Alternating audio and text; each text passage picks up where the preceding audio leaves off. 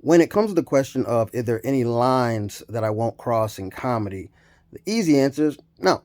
The thing about lines is you kind of have to cross them to know where they are. The other thing is that lines don't stay stagnant. They move depending on the person, the situation, even the time of day. Shit, there's jokes that I don't laugh at first thing in the morning but are hilarious at 4 a.m. The difference with comedians is we have to find this out in real time. Personally, I think that anything can be funny. That doesn't mean that everything is funny though. No comedian can accurately to like 100% predict what every single person in the audience is going to feel and how they're going to react to everything. It's just not possible to do that. That's why it takes so long to get good. It's hard to make family members, people that love each other, agree on shit. Try a room full of fucking strangers.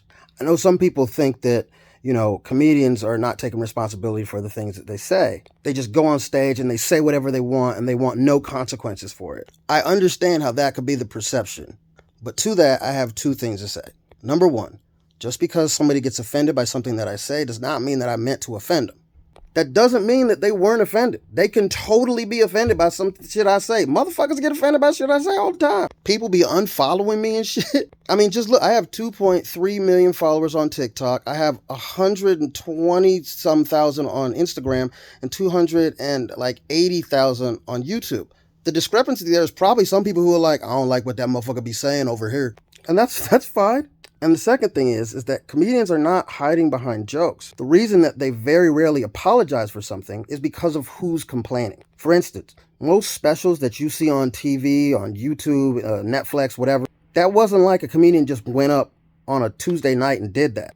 He's been working on that set for a year, 6 months, sometimes longer. And he's been traveling across the country, doing it to different audiences, trying to figure out which jokes work the best with the biggest group of the audience, whether it be his audience or the audience he's trying to attract to the show. There's not one joke that's going to go in that special that hasn't worked well everywhere. And even when you film the special, people in the audience are laughing. They're laughing because this is a tested thing.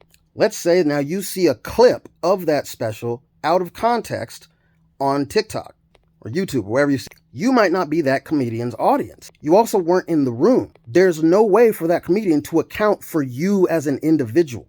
There can't be a line because nobody's line is the same. Every good comedian that's working today, if nobody's laughing, 99.9% of the time, they're going to stop telling that joke. The point is to get laughter. So if something really bothers you, the best thing you can do is just don't laugh.